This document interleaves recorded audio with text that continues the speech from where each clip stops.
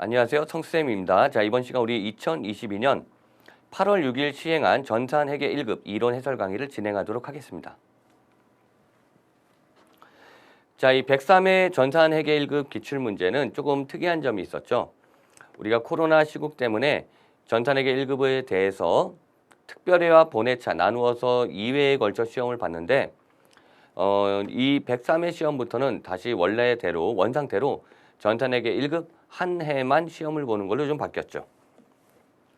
그래서 약간 그 요행수가 이제 통하지 않게 된 거죠. 뭐 특별회를 선택하냐, 본회차를 선택하냐에 따라서 당락이 결정되는. 자, 그럼 이번 시험에 대해서 보면 회계 원리 8문제, 원가 회계 4문제, 부가가치세 3문제가 출제됐어요. 계산형 문제는 2문제, 이론 서술형 문제가 13문제. 계산형 문제가 출제 비율이 좀 낮아졌다는 그런 특징도 좀 보이고요. 상위 2문제, 중위 13문제로 출제됐기 때문에 조금 이론 시험이 평이하게 출제되지 않았을까 이렇게 조심스럽게 예측이 좀 되네요. 자, 1번 문제부터 볼게요. 다음 중 일반 기업 회계 기준에서 말하는 재무제표에 해당하는 것을 모두 고르면 몇 개인가 물어봤는데 우리 재무제표를 물어본 거죠. 당연히 재무상태표, 손익계산서, 그리고 현금흐름표, 자본변동표, 그리고 주석 이 5가지가 재무제표에 해당이 되잖아요. 그래서 답은 당연히 1번이 되는 거겠죠.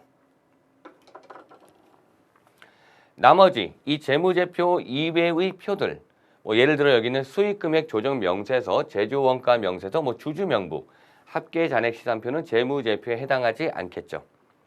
그래서 우리가 재무제표가 어떤 건지만 잘 알고 있으면 어렵지 않게 답을 찾을 수 있는 문제가 되겠네요. 난이도는 중이나 혹은 중하 정도로도 분류할 수 있는 문제라고 보여지네요.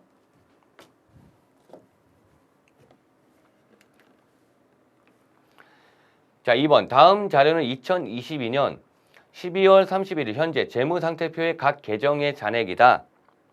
외상매입금은 얼마인가요? 물어봤어요. 이런 경우는 재무상태표를 잘 그리면 돼요. 옆에 한번 그려볼게요. 재무상태표.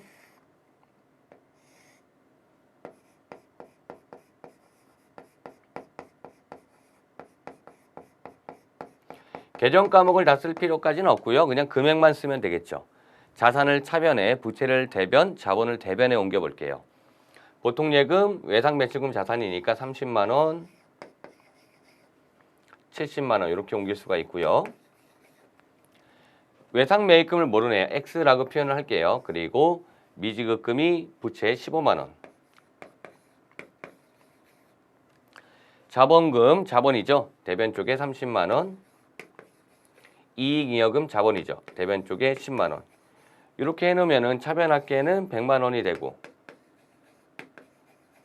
대변합계도 100만 원이 돼야 되겠죠. 이 차이로 우리가 이 외상매입금을 찾을 수 있는 거죠. 55만 원이니까 X는 45만 원이 되겠네요.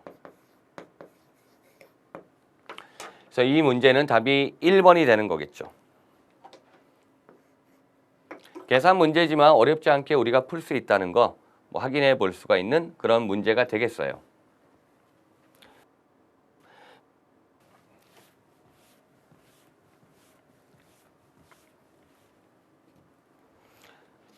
그래서 뭐 이제 에듀윌에서 가담한 서비스 제공하고요. 그다음 부분 점수 Q&A도 운영하잖아요.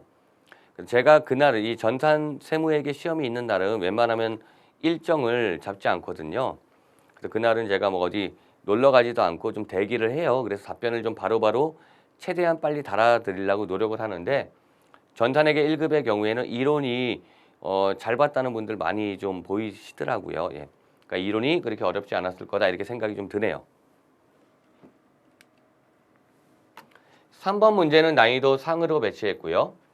보시면은 도소 매업을 영위하는 미래가 기말 결산 시 영업활동에 사용 중인 차량에 대한 아래의 회계처리를 누락한 경우 재무상태표와 손익계산서에 미치는 영향을 물어봤어요.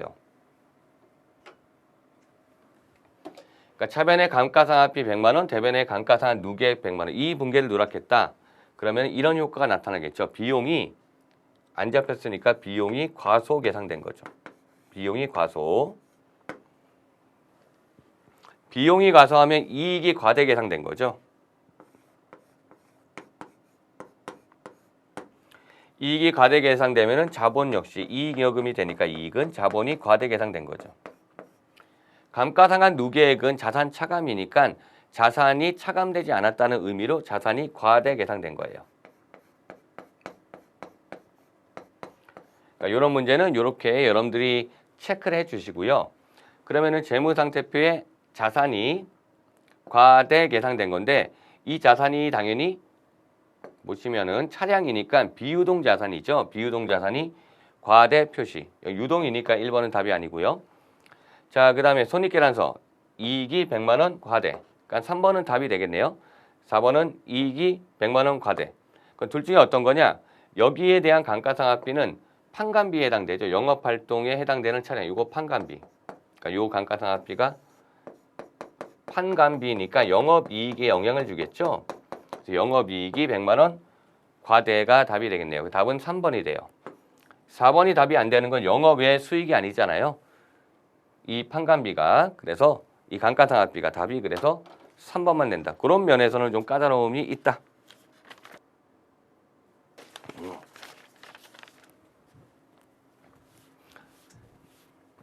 자, 그렇게 볼 수 있겠네요. 예. 자, 4번은 다음 중 기말 결산 시 원장의 잔액을 차기로 이월하는 방법을 통하여 장부를 마감하는 개정 과목이 아닌 것은. 이건 이 내용이죠. 우리가 BS 항목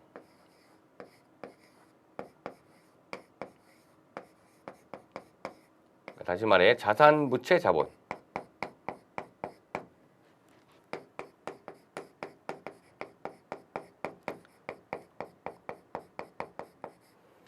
이 BS 항목의 마감은 우리가 다음 연도로 2월 시키는 차기 2월로 마감을 시키는 거죠.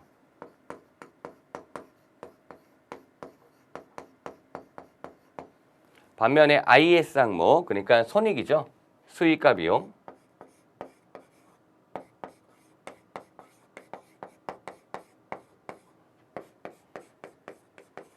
수익과 비용에 대해서는 차기 2월로 우리가 마감을 시키는 게 아니라 잔액을 0으로 만드는 거죠. 그러기 위해서 우리가 집합손익에 집계하죠.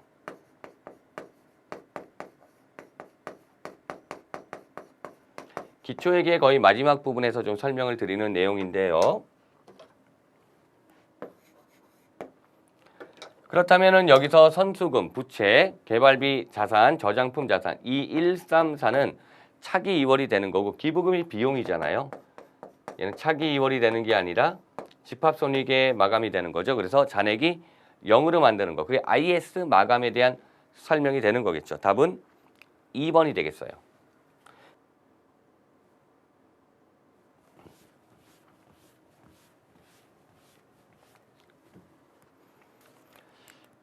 자, 5번 문제 보도록 할게요. 다음 중 회계정보의 질적 특성에 대한 설명으로 잘못된 것은 1번 회계정보의 질적 특성이란 회계정보가 유용하기 위해 갖추어야 할 주요 속성을 말한다. 옳은 말이죠. 질적 특성이라고 하는 게 유용성 요건이에요. 정보의 유용성 요건. 그러니까 옳은 말이고 2번 회계정보의 질적성은 회계정보의 유용성의 판단의 기준이 된다. 옳은 말이죠. 예, 3번 회계정보가 갖추어야 할 가장 중요한 질적성은 바로 목적 적합성과 신뢰성이죠. 그래서 이 목적 적합성과 신뢰성이 주요 질적성이 되는 거잖아요. 그럼 정리하면 이렇게 되는 거죠. 주요 질적 특성이 바로 목적 적합성과 신뢰성이죠.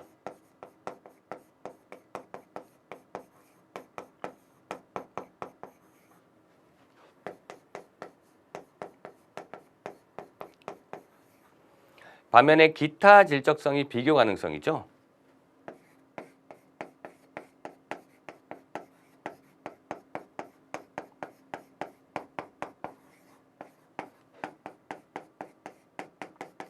그래서 4번이 답이 된다는 얘기인데요. 보시면 비교 가능성은 목적 적합성과 신뢰성보다 중요한 질적성이 아니다라는 얘기죠. 그래서 답은 4번이 된다는 얘기죠. 그래서 뭐 충분히 여러분 득점을 했어야 되는 그런 문제로 보이고요.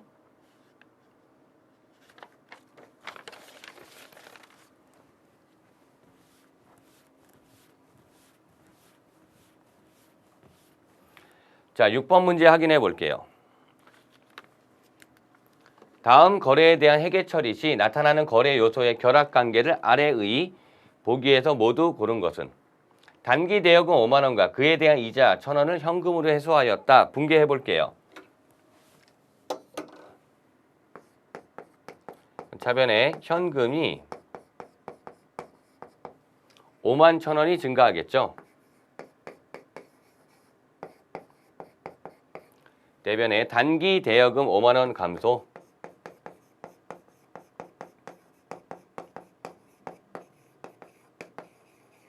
그리고 이자 수익이 1,000원 발생하겠네요.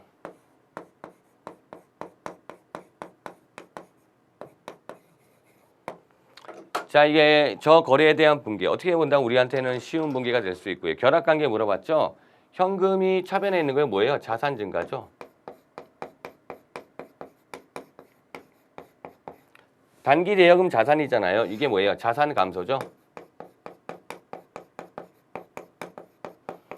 이자 수익, 수익 발생하는 거잖아요. 이런 거래 관계를 갖게 된다는 얘기죠. 그래서 뭐 답이 되는 게 이렇게 되겠죠. 가 자산의 증가, 나 자산의 감소, 그리고 마 수익의 발생해서 답이 4번이 되는 문제. 어렵진 않은데 문제에서 물어보는 게 무엇인지 정확하게 좀 이해를 해야지만 여러분들이 쉽게 문제를 풀 수가 있겠네요.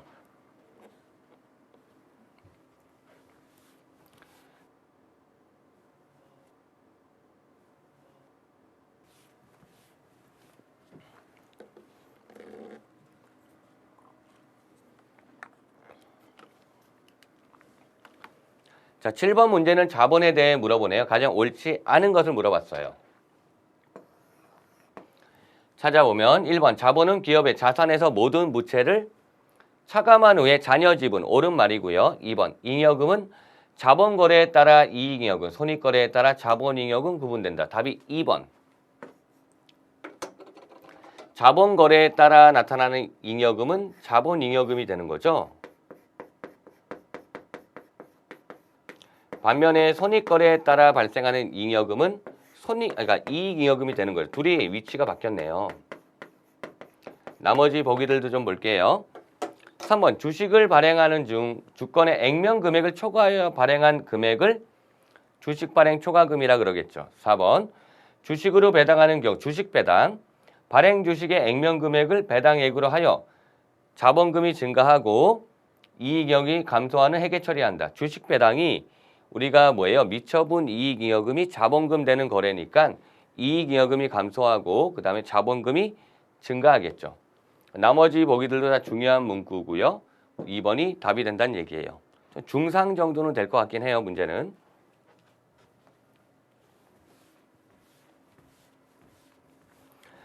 자, 회계원리 마지막 문제 8번 문제 볼게요. 다음 중 일반 기업회계 기준에 의한 수익인식 기준에 대한 설명으로 옳지 않은 것은? 옳지 않은 걸 물어봤고요. 1번 상품권 판매, 물품 등을 제공 또는 판매하여 상품권을 회수한 때 수익인식한다. 상품권 판매의 경우에는 상품권이 회수된 때 수익인식하죠. 위탁 판매, 위탁자는 수탁자가 해당 재화를 제3자에게 판매하는 시점의 수익인식. 위탁 판매에서는 수탁자가 제3자한테 판매하는 시점의 수익을 인식하는 거죠. 광고 매체 수수료. 광고 매체니까 광고를 전달할 때 수익 인식하죠. 광고 또는 상업방송이 대중에게 전달될 때 수익 인식. 주문형 소프트웨어의 개발 수수료. 이걸 제가 어플 제작 아니면 홈페이지 제작 업체라고 설명드린 건데요. 소프트웨어 전달 시에 수익 인식하는 게 아니라 진행률에 따라 인식하죠. 진행 기준.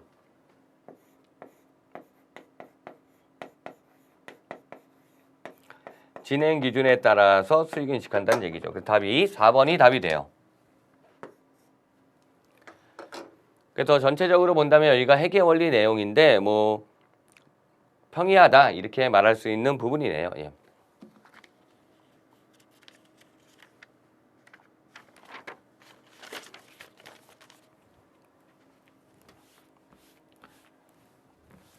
자, 이제 원가액의 네 문제 살펴보도록 할게요. 9번.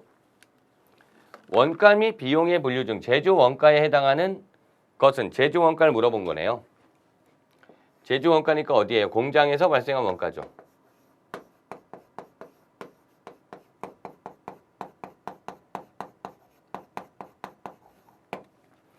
1번 원재료 운반용 차량의 처분 손실은 처분 손실이니까 얘는 영업의 비용이 되고요. 영업용 차량 처분 손실 역시 영업 외 비용이 되겠죠. 생산부 건물, 경비원의 인건비 이게 공장에서 발생한 원가니까 답이 3번이 되네요. 4번은 영업부 사무실의 소모품비 이건 판관비. 그래서 구분하면은 3번이 제조원가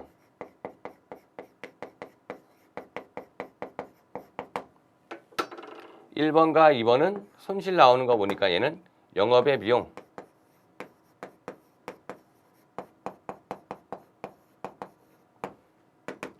4번은 판관비. 자, 이렇게 분류가 돼줘야 되겠네요.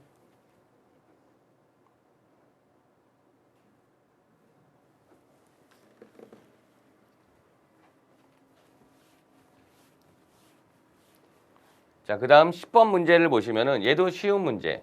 다음 중 보조 부분 원가 배분 방법이 아닌 것은 보조 부분의 원가 배분 방법이 직접 배분법, 단계 배분법, 상호 배분법 이렇게 세 가지가 보조 부분의 원가 배분 방법이잖아요. 비례 배분법은 당연히 보조 부분 원가 배분 방법이 아니니까 답이 2번이 되겠죠. 그래서 직접 배분법은 어떤 거예요? 보조 부분끼리 주고받는 용역을 서로 무시하는 방법이 직접 배분법, 상호 배분법이란 방법은 보조 부분끼리 주고받는 용역을 모두 고려하는 방법, 단계 배분법은 보조 부분끼리 주고받는 용역의 일부를 고려하는 방법이 되겠죠.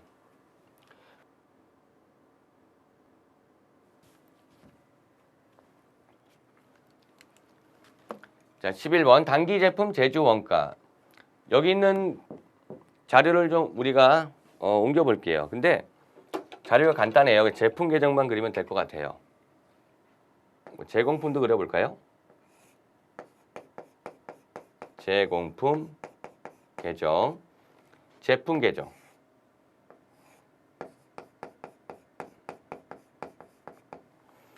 증가 감소, 둘 다 자산이니 차변에 증가하고 대변에 감소하겠죠? 옮길 수 있는 데이터를 옮겨보면은 기초가 9만 원, 기초 제품이. 그 다음 기말 제품이 7만 원 되겠네요.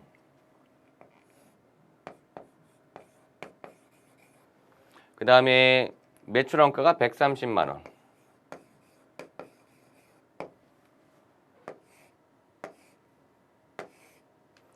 단기 총 제조 원가는 제공품이 증가하는 쪽이죠. 122만 원.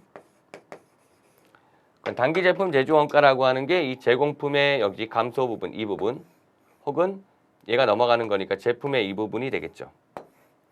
네, 이 문제는 여기 제품 계정만 보고 찾을 수가 있는 거죠.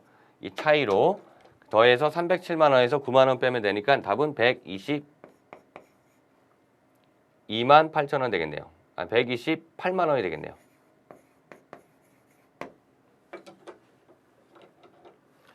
답은 128만 원인 1번이 답이다.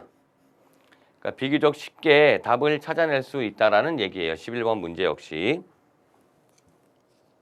그래서 어렵지 않게 답을 찾을 수 있을 것 같아요. 얘도 좀 쉽게 출제됐다라고 볼 수 있겠네요. 예.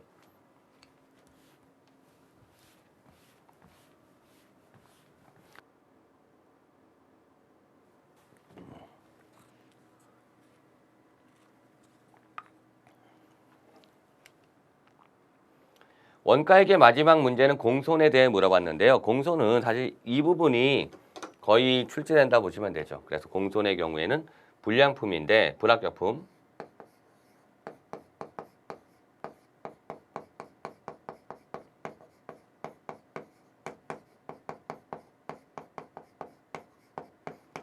이 공손을 다시 둘로 나누죠. 정상 공손과 비정상 공손으로 나눌 수가 있죠.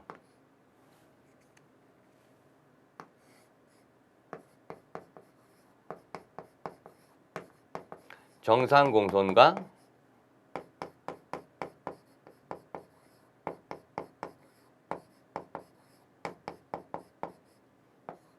비정상 공손 나눌 수가 있고요. 정상 공손은 우리가 뭘로 처리해요? 제조 원가로 처리하죠.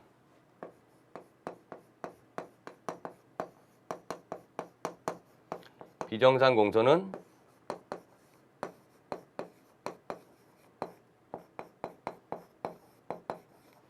영업의 비용으로 처리하고요. 그게 핵심이라고 볼 수 있어요. 문제 보시면 옳지 않은 거 물어봤고 1번의 공손품은 정상품에 비하여 품질이나 규격이 미달하는 불합격품 맞고요.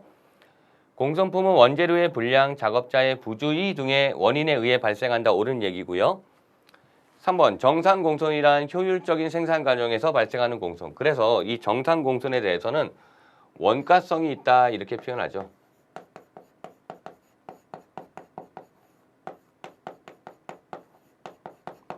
반면에 비정상 공손은 이렇게 표현하죠. 원가성이 없다 이렇게 표현하죠.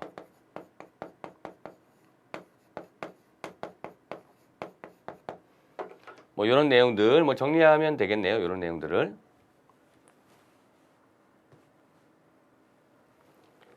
자, 그래서 4번 정상 및 비정상 공손 원가의 품의 원가는 발생한 기간에 손실로서 영업의 비용으로 처리한다. 정상 공손은 제조 원가 처리되고 비정상 공손은 영업의 비용 처리하니까 이 4번 지문이 조금 틀리네요. 정상 공손도 영업의 비용으로 처리한다라고 표현을 하고 있으니까요. 답이 그래서 4번이 되겠어요.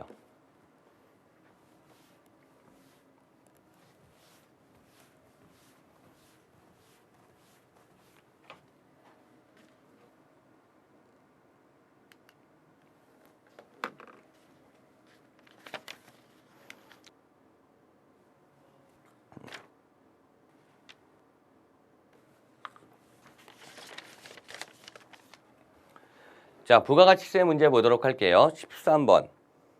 13번은 난이도가 잠깐만요. 이 12번이 난이도가 중이에요. 이게 좀 제가 잘못 체크했네. 12번이 난이도가 중이고 체크하시는 분들은 수정을 좀 해주시고요. 13번이 난이도가 상이에요.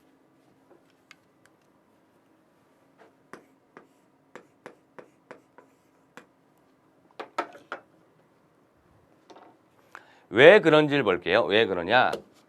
여기서 잘못된 거, 옳지 않은 걸 물어본 건데 1번 부가가치세 납부세액은 매출세액에서 매입세액을 뺀 금액으로 한다. 옳은 말이죠. 납부세액은 매출세액에서 매입세액을 차감한 금액이니까요. 2번 법인사업자는 부가가치세법상 전자세금계산서 의무발급 대상자이다. 이것도 옳은 말. 우리가 법인의 경우에는 무조건 전자세금계산서를 발급해야 되겠죠. 3번 금전 외의 대가를 받은 경우 공급가액은 자기가 공급받은 재화 또는 용역의 시가로 한다. 여기 제자가 빠졌네. 예. 공급받은 재화 또는 용역의 시가로 한다. 이게 틀린 게 바로 뭐냐면 이게 옳게 고치려면 이렇게 고쳐줘야 돼요. 우리가 금전으로 받으면 그 받은 대가가 되고요. 금전 외의 대가로 받는다라고 한다면 공급한 재화 또는 용역의 시가.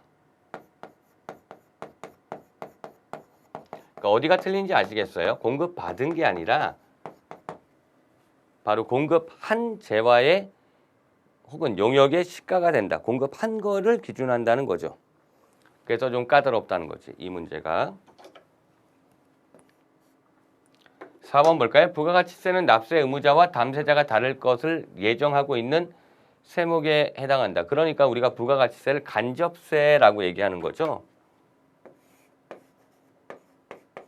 간접세라고 하는 게 뭐예요? 바로 납세 의무자와 그 다음에 담세자가 다른 경우를 간접세라고 하죠. 둘이 같으면 직접세라고 하고요. 그런데 볼 때는 여러분들 1번, 2번, 4번 지문은 옳다는 거 알 거예요. 그래서 3번을 답을 찾을 수가 있을 것 같긴 해요. 하지만 그래도 까다롭게 나온 편이다. 어느 정도 좀 공부를 좀 부가가치세를 좀 정밀하게 공부했으면은 답을 딱 찾아요. 그런데 조금 애매하게 공부했으면은 조금 허둥지둥 될 수도 있는 문제 상으로 배치했고요. 예.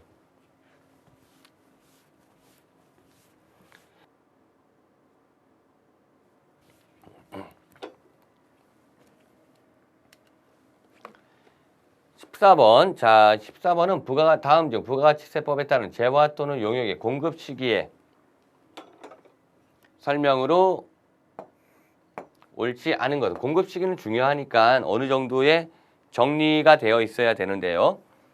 1번 현금 판매, 외상 판매의 경우 재화가 인도되거나 이용 가능하게 되는 때이다.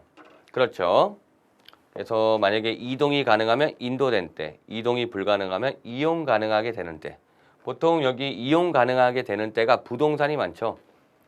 2번 장기 할부 판매의 경우 대가의 각 부분을 받기로 한 때. 옳은 얘기죠. 장기 할부 판매, 중간 지급 조건부 판매, 완성도 기준 조건부 판매 등에 대해서는 우리가 대가의 각 부분을 받기로 한 때가 공급 시기가 되는 거죠. 반환 조건부 판매의 경우 어떤 이 조건부 판매죠. 이런 경우 그 조건이 성취되거나 아니면 기간이 경과되는 시점에 공급 시기를 하죠. 그래서 조건이 성취되거나 기한이 지나 판매가 확정되는 때이다. 3번 맞고요. 4번 폐업 시 잔존 재화의 경우 재화가 실제 사용하거나 판매되는 때가 아니라 바로 폐업한 때가 되는 거죠. 때가 아니라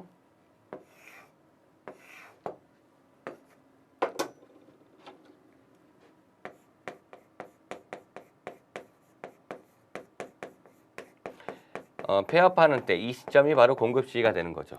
그래서 폐업 시 잔존 재화의 경우에는 폐업하는 때가 바로 공급 시기가 된다. 이렇게 정리해 주시면 되겠네요.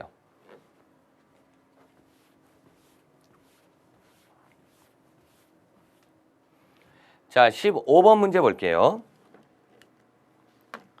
다음 중 부가가치세법상 납세지에 대한 설명으로 옳지 않은 것은 납세지 중요하죠? 1번 사업자의 납세지는 각 사업장의 소재지로 한다. 옳은 말이죠.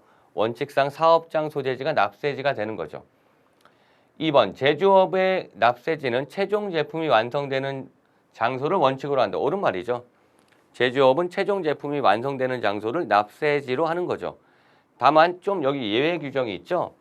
제품을 단순히 포장하거나 용기에 충전하는 그런 장소는 최종 제품이 완성되는 장소로 보지 않았죠. 3번 광업의 납세지는 광구 내에 있는 광업사무소의 소재지 원칙으로 한다. 광업의 경우에는 광업사무소 소재지. 이것도 맞죠. 4번이 답이라는 건데 무인 자동 판매기를 통해 재화를 공급하는 사업자의 납세지는 무인 자동 판매기를 설치한 장소가 아니죠. 바로 업무를 총괄하는 장소가 되는 거죠.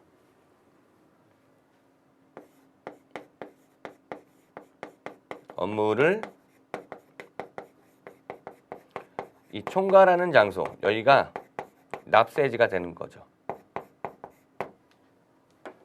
업무를 총괄하는 장소, 여기가 납세지가 된다.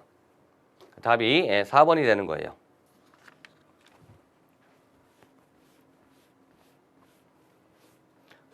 자, 여기까지가 우리가 103의 전산회계 1급인데요. 이론은 그렇게 어렵지 않게 평이하게 출제되고 중요한 부분에서 많이 나온 것 같아요. 그래서 이론에서는 좀 어떻게 본다면은 평이하게 출제됐다. 실무에 대해서는 좀 마찬가지로 부분 점수 Q&A 많은 분들이 질문을 하셨는데 질문 보면 좀 안타까운 게 많아요. 아, 이걸 왜 이렇게 하셨지?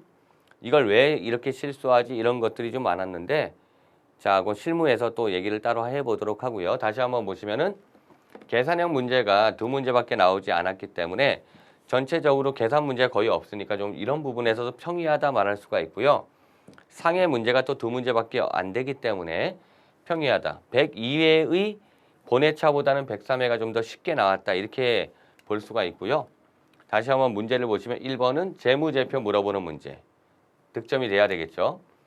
2번은 외상매입금을 물어보는 문제지만 우리가 BS 계정을 그린 다음에 자산부채 자본을 옮기면 그 차이로 답을 찾을 수 있는 문제. 3번은 좀 난도가 있었죠. 이런 문제일 때는 이 분계를 하지 않았으니까 비용이 안 잡혔죠. 과소해서 이익이 과대해진다는 게 포인트가 되는 문제죠. 4번은 우리가 장부 마감, BS 마감은 차기 2월, IS 항목은 집합손익에 마감되는 거 그거 하시면 되고요. 5번은 질적 특성에 대한 설명. 6번 문제는 분계의 구조를 물어봤죠. 이것도 쉬운 문제. 7번은 자본에 대한 문제인데 어렵진 않은 것 같아요. 예, 2번. 8번 문제는 수익인식 기준에 대해서 물어보는 문제였죠. 9번도 어렵지 않죠. 제조 원가를 물어봤던 문제. 10번 문제도 어렵지 않죠. 보조부 원가의 배부 방법. 11번 단기 제품 제조 원가. 제품 팁박스만 그리면 답이 나오니까 평이하게 출제된 거로 보여지고요. 12번은 공톤에 대한 설명. 13번 예, 부가가치세에 대한 설명인데 어쨌든 3번이 답이더라. 14번 예, 공급식이 중요했죠. 예, 그 다음에 15번 납세지도 중요하죠. 또 납세지 같은 건 총론에 나오는 거니까 당연히 득점이 이루어져야 되는 문제로 생각이 들고요. 자, 여기까지가 103회 전산회계 1급이었고요. 여러분들 잘 봤을 거라 생각이 들어요. 그리고 조금 뭐 준비가 조금 부족하신 분들은 이 104회 시험을 잘 대비해서 그때 좀 시험을 완벽하게 대비하는 게 중요하고요. 강조를 좀 드리면 이론 시험에서는 무조건 여러분들이 12문제 이상 맞춰야 돼요.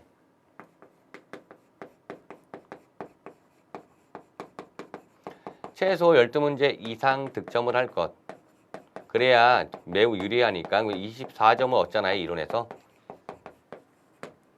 그래야 여러분들이 이제 고득점으로 합격하는 게 뭐 좀 더 훨씬 더 안정적이고 유리하다 이렇게 말할 수가 있겠네요. 자, 이상 여기까지 하는 걸로 마치도록 할게요. 예, 수고하셨습니다.